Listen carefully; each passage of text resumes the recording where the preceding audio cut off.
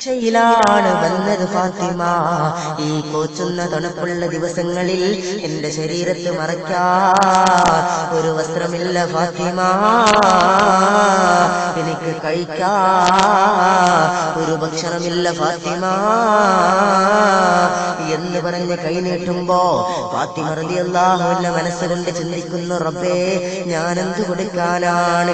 നബി മകൾ പൂവി ഫാത്തിമ ബീവി മനമങ്ങ് പിടഞ്ഞാനേ ഉള്ളം സ്വതഖയിലായി മന്ന ദുഃഖം പേറി ഫാത്തിമ നിന്നാനേ. അഹമ്മദിൻ കരളെ മുഹമ്മദിനുടനെ വെറും കയ്യാൽ മേൽച്ചാനേ ഉള്ളം സ്വതഖയിലായി മന്ന ദുഃഖം പേറി ഫാത്തിമ നിന്നാനേ.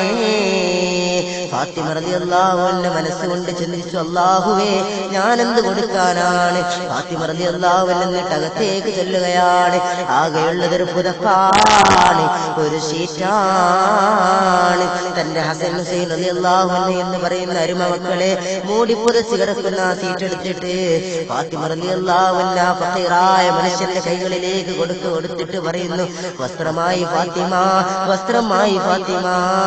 പക്ഷേ എനിക്ക് ഭക്ഷണമില്ലല്ലോ, വിശക്കുന്നല്ലോ ഫാത്തിമ, തളരുന്നല്ലോ ഫാത്തിമ, നിവൃത്തിയുണ്ടോ എന്ന് പറഞ്ഞ് കൈനീട്ടുമ്പോ ഫാത്തിമ റളിയല്ലാഹു അൻഹ വേഗം എന്തോ ആലോചിക്കുകയാ.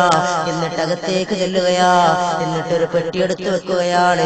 അതിനകത്തതാ മനോഹരമായ ഒരു മുത്തുമാല, ആ നാട്ടിലെ ഏറ്റവും വില കുറഞ്ഞൊരു മുത്തുമാല ഫാത്തിമ റളിയല്ലാഹു അൻഹ എടുക്കുകയാണ്. എന്നിട്ട് ഒരുപാട് നേരം പൊട്ടിക്കരയുകയാ.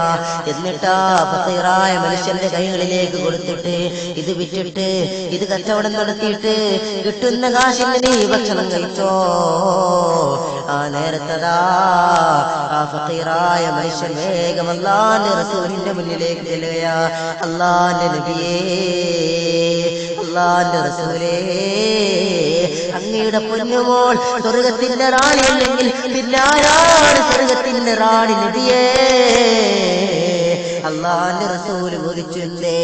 അല്ലാഹുവിന്റെ റസൂലിനോട് ആ ഫഖീറായ മനുഷ്യൻ പറയുകയാ, അങ്ങയുടെ പൊന്നുമോൾ എനിക്ക് വസ്ത്രം തന്നു നബിയേ. അങ്ങയുടെ പൊന്നുമോൾ എന്റെ വിശപ്പടക്കാൻ വിറ്റ് കാശാക്കാൻ ഒരു മാല തന്നു നബിയേ.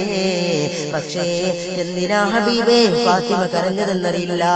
ആ മാല എന്റെ കൈകളിലേക്ക് വെച്ച് തരുമ്പോ അങ്ങയുടെ തങ്കക്കുടം പൊട്ടിക്കരഞ്ഞിരുന്നു നബിയേ.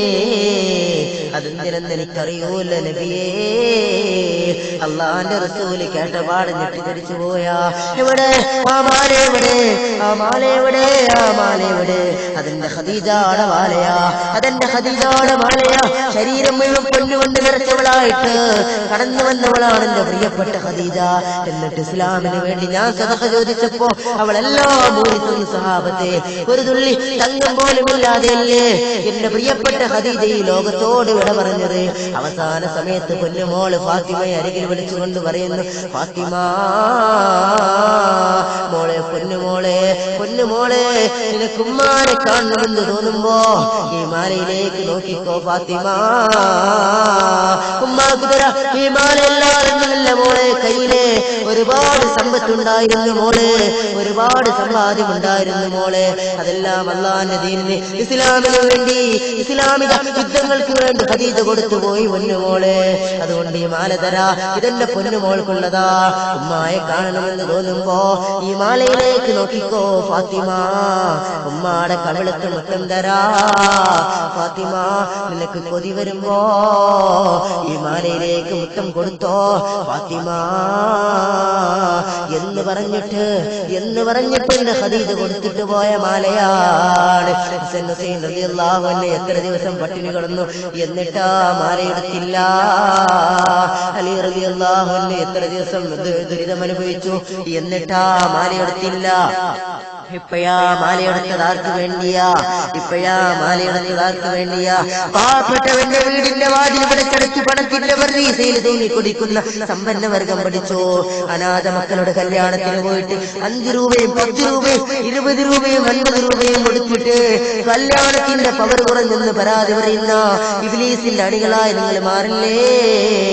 എന്റെ പ്രിയപ്പെട്ടവരെ, എവിടെ നിന്നോ വന്ന മനുഷ്യൻ, എവിടെ നിന്നോ വന്ന ഫഖീറായ മനുഷ്യൻ, എവിടെ നിന്നോ വന്ന സാധുവായ മനുഷ്യൻ, അവർക്ക് വേണ്ടി ആർക്കും കൊടുക്കാത്ത മാതാവിന്റെ മാധുര്യത്തിന്റെ ഓർമ്മക്കുറിപ്പായ കണ്ണുനീരിന്റെ മാല അതെടുത്തുകൊണ്ട് കൊടുത്തതാരാ? അതെടുത്തുകൊണ്ട് കൊടുത്തതാരാ?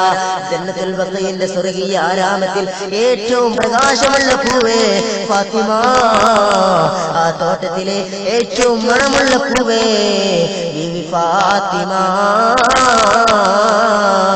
എന്റെ പ്രസംഗം കേട്ടുന്ന ഫാത്തിമ, നീ ഒരു രൂപ സദഖ ചെയ്തിട്ടുണ്ടോ? നീ ഒരു സദഖ ചെയ്തിട്ടുണ്ടോ? ആ ഫാത്തിമ ബീവി റളിയല്ലാഹു അൻഹയുടെ മാതൃകയല്ലേ പെണ്ണേ നീ പഠിക്കേണ്ടത്? ഇന്ന് നീ എങ്ങനെയാ, നീ ആരുടെ മാതൃകയാ പഠിക്കുന്നത്?